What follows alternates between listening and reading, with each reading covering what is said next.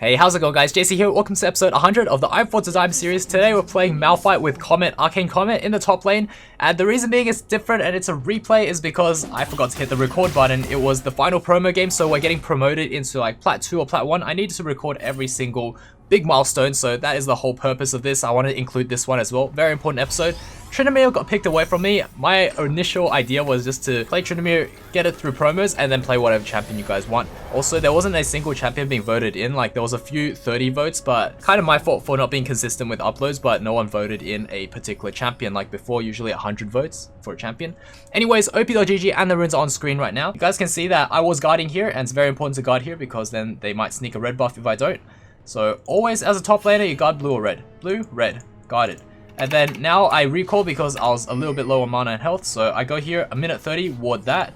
And this is the unfortunate part is, looks like Tryndamere leashed for him, but the thing is, I can't just walk up because the moment my shield goes down, he has lethal tempo, he just kills me. So I have to bait out his spin and then walk the other direction to lose Tryndamere completely. But then Jarvan level 2 ganks me, he has to EQ and I have to flash that. If I don't flash that, I'd probably die or I'd take even more damage and I have to flash anyway. So flash was 100% necessary there. It was really unfortunate that we're walking at the same time. So there's not much to see here other than Jarvan goes to red buff and then, yeah, I told that Jax that, hey, red buff's getting taken, but sacrificed my lane pretty thoroughly. So Tryndamere is full fury. I'm Arcane Comet Malphite with corrupting potion. I do not win. If I was to stand there and CS, he'll just spin on me with lethal tempo. It just straight up kills me. So the only play here is just to let him push in. There's no other play. You can't play it in any other way.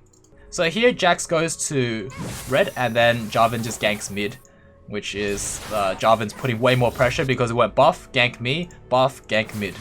And then now we're 2 lanes behind and Jax is farming the whole time. I remember I was really frustrated with this Jax because he was doing absolutely nothing. He was just feeding actually. The moment he came, he wouldn't gank, by the way. He would just feed. He would literally just invade really deep into wolves and then feed. There was nothing I could do about it, even though... okay, so right here, Tryndamere is proxying. So he pushes me in, massive wave, I couldn't do anything about. Pushes me in, and then proxies 1 wave. That's fine and dandy. So we're CSing on the tower, obviously level W second because it's an auto reset, kind of like Jax's W. Use it exactly the same way as Jax's W, by the way. Don't use it in any other way. It's so nice. It lets you one-shot the backline as well. One hit, one-shots backline until it falls off. So it's really, really good. You don't need a single item to one-shot backline. And here, Tryndamere is just proxying a second wave, which, as a Tryndamere main myself, I do not agree with this. It's so risky because Jax could have actually just went back after red buff and walked straight to top to go for his Krugs, and then Tryndamere is 100% dead. So that was an extremely bad play to proxy the second wave. But you know what? He got away with it because I guess this Jax is just gonna keep walking around the map. And what we noticed is that Jax was pinging for me to go and gank this Tryndamere that was somewhere here, but he probably recalled. So all I did was just ward it, and I just kept pushing out. So I just wanted to push all the way out, and then I get a free back. I don't need to use teleport. So we're gonna see what happens there. Also, we noticed that Jax is going really deep and invading. So luckily he got the smite off. He got the Gromp, but he's not popping Counter Strike because it's on cooldown, so now he has to jump back in. Hold on. He has no wards, okay. So yeah, he basically feeds my laner, but that is okay because the Tryndamere is really low, so he's not going to do too much to me. And there's nothing I could do about it. I have to push in. If I leave the wave and let this massive wave push that in, it will just freeze on me, and then I would have lost the game off that. So this Jax's invade was really not so great. Like, he needed to just take his camps, recall and get items because he didn't buy anything. He was just roaming around the map with 0 items. Okay, so here he scouted me out with W, but just in the nick of time. Also, it didn't matter if he actually E'd onto me and autoed. Oh wait, I went too fast. Because of how Malphite's shield makes it so that it doesn't cancel recall until you break the shield. So here I teleport because I know I have item advantage. I can easily beat up this Tryndamere who's low health. So I teleport in and go straight aggressive. And then there's a teleport here from, as you guys see, support Ziggs. So I went 1 for 1, which was best case scenario because Ziggs teleported in and I can't just walk away from that. Trend has Ghost and, you know, Ziggs is just going to run me down. So this was the best result, again, is just to go 1 for 1. There's absolutely nothing else I could have done there. We buy items, we head back, but this really hurts. So notice how I lost a lot of minions. That was like 3 waves worth. Then again, Tryndamere is coming back to a wave that's not in a great spot. If I was Tryndamere, I probably would have taken a wolf camp because of how the wave was. And then once I take that wolf camp, the wave will be roughly here and I would have been even further ahead. So that's what I would have done as Tryndamere. And also what I would have done is buy Tiamat, because this is really bad for Tryndamere. Like, getting Caulfield's really, really bad. I would have also argued for Fleet Footwork, just for that extra sustain so that it's impossible for Malphite to kill you, and that you can outscale. But because he didn't, I can just keep going really aggressive and queuing into him. So even though he has Door and Shield, which is the right purchase, I can take over the lane even though he's getting so much help. He got the Jarvan help, he had early lane pressure, he got Ziggs help, and I'm still bullying him. That's just how strong we are. The key is you make sure you don't let Tryndamere auto you when he's High Fury. So when he's High Fury, you have to respect him. So right now he's High Fury, so I just Q and then I got creep blocked so badly, but I E and then walk away. So that would discourage Tryndamere a lot. I also have my ult just in case anything happens. So we just want to kite around our minions, and this was a big minion wave, so the more I walked around, the more damage Trynd was going to take. And then his attack speed's, when the attack speed slow meant he's not going to do much damage to me. So now I just go back to poking him under tower. I also have to note that I do not have teleport, so I have to make sure that this bar of life and mana is what I have to work with. I can't just like poke him, use all my mana and just back away. It's also very important that I have mana flow ban. That's really key to spamming this many Qs. And a Doran's Ring. This Doran's Ring helps a lot as well. So right now I'm just like poking him down to the point where I could just force an ult. Okay, so unfortunately I didn't land my E. If that E landed, might have killed. Okay, so this is where I'm pinging Jax to just gank. Just come and gank, please. Just come and gank this Trynd, that's it. And then he ends up doing blue instead, which was pretty frustrating. And then he dies, he gives another kill to my laner. Well, it was an assist and now it's a kill. And I'm like pinging him to just come, you know? Don't invade, just come. But he just wouldn't. So now I not only got ganked twice, or maybe even a third time later on, because that's all that's happening is I'm getting ganked and then the Jax is giving him free kills or free assists. So there's not much I could do right now other than just back away because I'm getting ganked again. So I'm just waiting for him to EQ, but he doesn't, so I just ult. But what I wanted to do was, as he's EQing, I just ult because I'm unstoppable, by the way. So I would just ult away. Clearly, it's not a 1v1, but we're still doing really well. I lose another bunch of minions because there's not much I could do about it. I have to go back. Or I could have stayed under tower and then Tryndamere would have gotten a free back, come back, and then pushed another wave in anyway, gotten way more tower platings. So that would have been worse for me if I was to stay. So here we're starting to bully him again. I got my Bramble Vest rush. And Tryndamere has ult, by the way. So I guess he didn't expect my Q damage there or something. But it didn't matter because I still had flash, still my E, and I was practically almost full health. He was doing no damage to me. Because Bramble Vest plus E, he's just going to do more damage to himself. And also there was a massive minion wave, so I don't know what this Tryndamere is doing, but it's not that hard to get to plat apparently. So here I just start taking tower platings because I'm practically full health. If I go back, I don't think I get much out of it.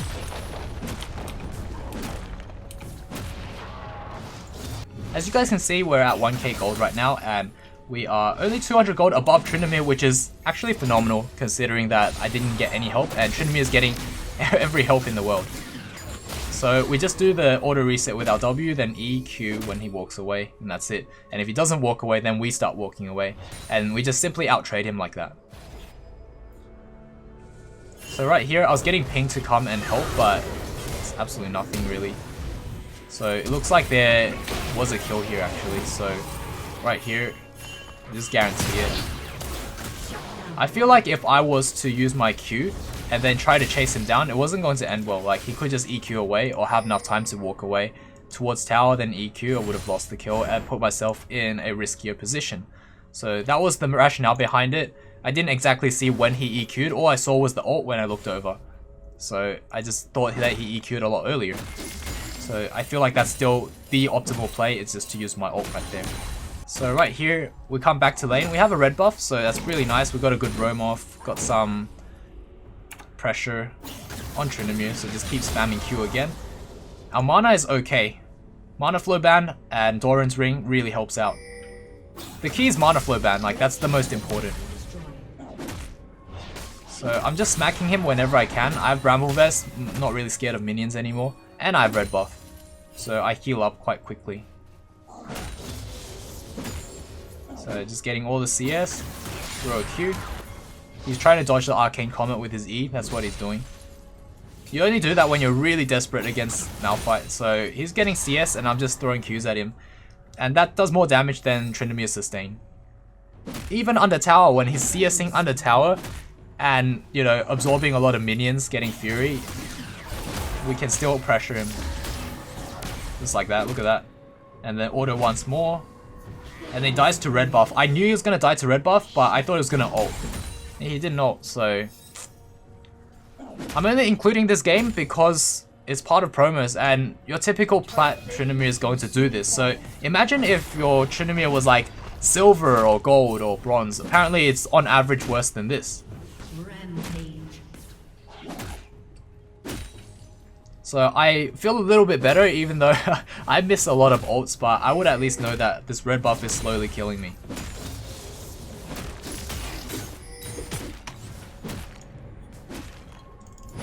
Okay, so yeah, we just start working down this tower. Unfortunately, tower platings fall off. Not much we can do. We're just pressured really hard by Tryndamere's team, and we've got 0 help. But we're 4-1, and we out CS Tryndamere by 9 CS. And then we go straight for a...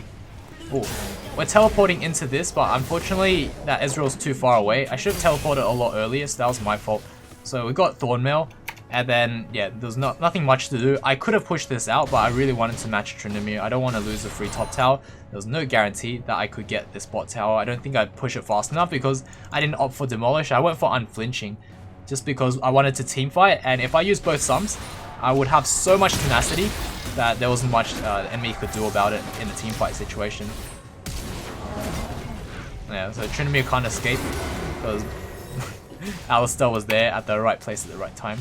So that was really nice of him. And then all we want to do is just take out this tower. Out split push Tryndamere. Take out this tower, bully him out.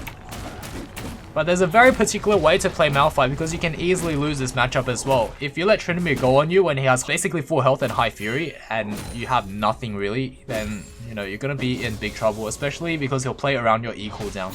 So you make sure that when he spins on you, you press your E, auto him, smack him with W, Q, and then walk away. Yeah, we're just messing him up again. And then, for the sake of it, just ult him. Trade ult for ult. That's actually pretty worth. Because it means that he pushes him out of tower, and now he can't farm. And then I can still keep pushing. So see how Tryndamere has to leave? And then what I can do is keep pushing. So usually that's what people do when I play Tryndamere and I'm behind. They will just trade. They'll just trade any cooldown for an ult because they're still full health. And then I have to blow my ult. I have no cooldowns and I have no health. So obviously I can't stay and defend. And then anyone else can just keep pushing. So that is the best play, to just trade ult for ult. But unfortunately, you know, it drags some pressure. Their team comes and then stops me from pushing any further. So I go mid and see if there's anything I could do. But I don't have ult, so it's kind of a waste of time. So we'll just fast forward a little bit, and then a team fight does break out. This Alistar goes in, and all I can do really is just walk in and then just be a meat shield.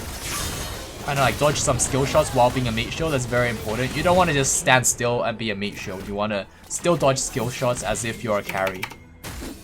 But at the same time, you're just at the very front. So right here, I have my ult, and he just used his EQ.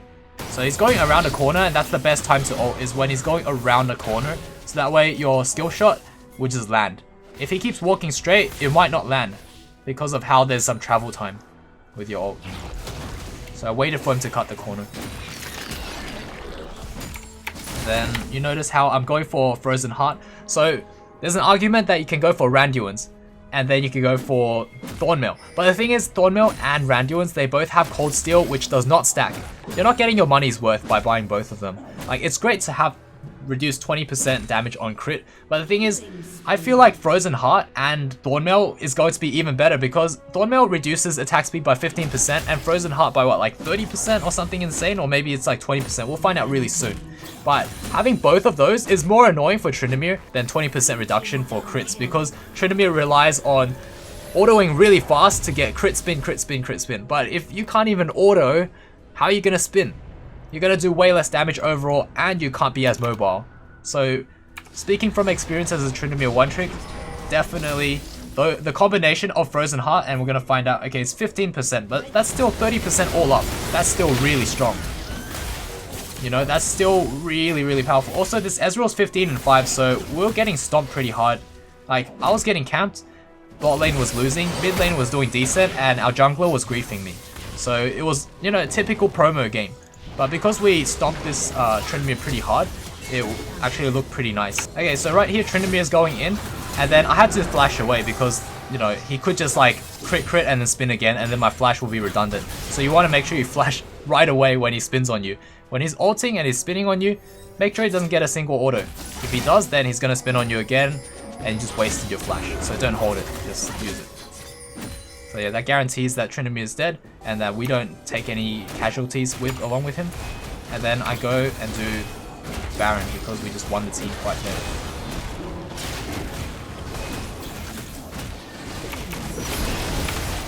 Also, Akali gets a really nice pick on Ahri. And then I basically had to stand really deep to tank the Baron. So make sure that if you're the tank, you stand inside of Baron. So just to clarify, if this Nexus was Baron and you're walking up, so you walk up, you right click here, and then you right click along the edge, like to the right or to the left, so that your character walks inside of the Baron. And then what happens is you'll tank it instead of your damage dealers. Make sure as a support, as a tank support, or as a tank yourself, make sure you do that for your carries. It's really annoying when they don't. Especially because I play damage dealers, and a lot of people don't do that, especially in lower elos. They don't tank Baron, and that's very crucial to burning down Baron a lot faster. So right here I see Tryndamere goes on me, and look at how much damage he does. Absolutely nothing. I walk away because of how his lethal tempo is like active, and my E went down. So I was just trying to see if he spins over. He doesn't spin over, he stays up there. So there's not much I could do. Like, he was just gonna hold on to his spin. Well played by him. I was just predicting his spin. So right here, I use my ult for his ult. And then I come over here. I guess I should have used it for the team fight, because now I can't ult them. Like, right here I could have ulted Ahri if it was up, but then she has ult up as well. So she probably would have gotten away, but it's just been really chunked. Or maybe she would have just flashed my ult. I don't know. But that would have been a better result than trading it for Tryndamere's ult. But either way, my ult is on a 73-second cooldown, and Tryndamere's ult is on a 60-second cooldown. So it's a lot faster, but then he has 40% CDR, and right now we're at like 20%. Because we only have Frozen Heart. Well, actually 30%, because I believe I have Transcendence. So Trin has ult up, but I don't have my ult up for another 10 seconds. But right now I'm looking for a fight because my ult's coming up. So we see that Jax is getting caught out. And then I go for this really nice ult, like right here. Both carries, including the Ultra Fed ADC. And then after that we just clean house, because Malphite's ult is just so impactful. If you could get 2 or 3 ults, especially on the enemy carry, even just 1 ult on the enemy carry, like, you're golden for the team fight. So yeah, Malphite, team fight presence is too strong. Tryndamere has almost no team fight presence, so he needs to win the split push. And because we got so far ahead in lane, since Tryndamere, 1, he has the completely wrong build. Do not build CDR boots, just don't do it. Rage Blade is good, Essence Reaver is good, he needs Tiamat because Tiamat is regen and it's also wave clear, pushing power, and you can splash the damage to get rid of Malphite's shield while you're hitting minions to wave clear. So Malphite doesn't like to get pushed in, his wave clear is not that good. And if you have Tiamat, you're just going to instant wave clear and fight Malphite. And also he can't poke you up because you have that regen. So yeah, we go back and now I start to build some MR. So I have Mercury Treads and Abyssal Mask for the rest of the team, since I have way too much armor right now. So we just like become a monster.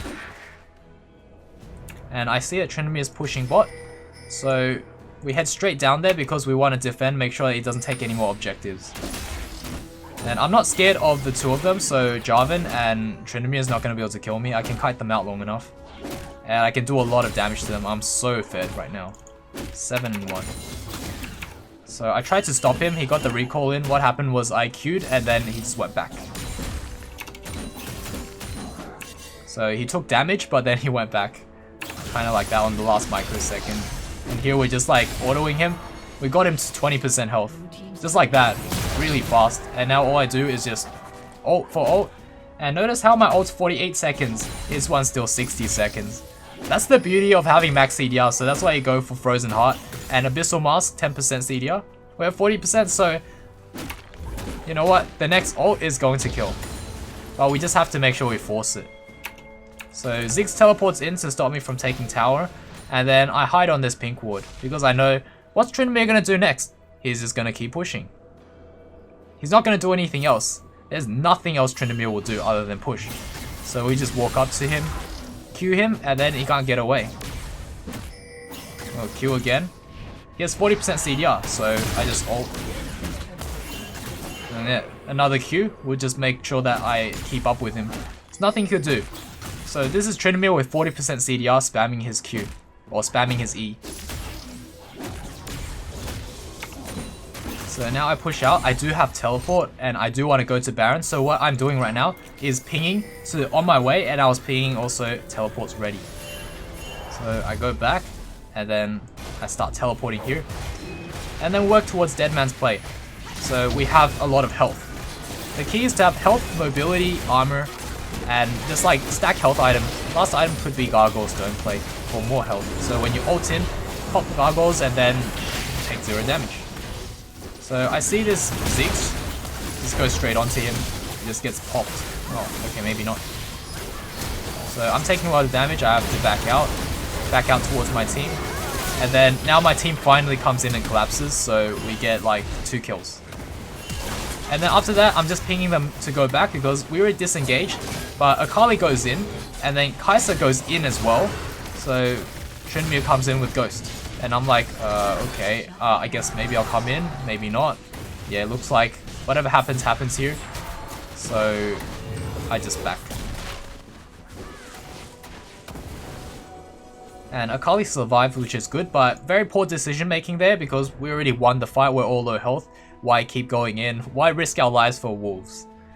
So that's what you have to ask yourself when you win a fight. Can you keep pushing or not? And is it worth pushing? Like, is there any objectives to take?